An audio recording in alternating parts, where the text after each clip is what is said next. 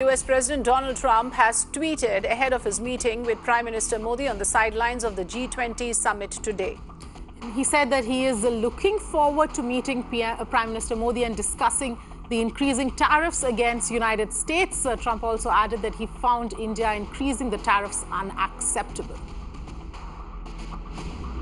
All right, so we are now talking about the two-day Osaka summit where Prime Minister Modi will be meeting up with Donald Trump. And this is a tweet that US President Donald Trump has now posted.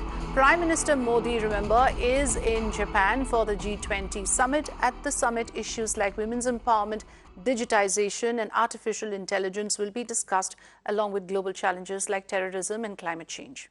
In fact, the Prime Minister Modi will also have his first bilateral meeting in his second term with the Japan Prime Minister as well, and will also be meeting US President on the sidelines of the G20 summit. Well, Srinjoy Chaudhary joining us on the phone line. Srinjoy, this is going to be an important summit for various reasons, but of course, this is the first time again Prime Minister Modi will be meeting President Donald Trump after being re-elected to power. What do you see are the main issues that are going to be on the agenda? Well, Donald Trump has already said what he has. Tariff is on his mind. He's a transactional kind of president. So very clearly, he does not want high tariffs on different things. India, too, has made several points. According to Indian officials, there are high tariffs on Indian goods as well. For instance, America, for everybody, has a tariff of 300% on tobacco. That is a lot more than what India charges on motorcycles. Now, these are points that India can make also. And what we have heard yesterday after the Pompeo meeting, that this is something that has to be sorted out in the right place. The U.S. Trade Representative and the Indian Commerce Minister have already been talking about it. If, of course, Donald Trump raises it, certainly it will be replied to by the Prime Minister. It's a 30 to 45-minute meeting. We will see what happens. What we also know is that larger issues like the Indo-Pacific, which is really a euphemism for China, will be brought up in the meeting.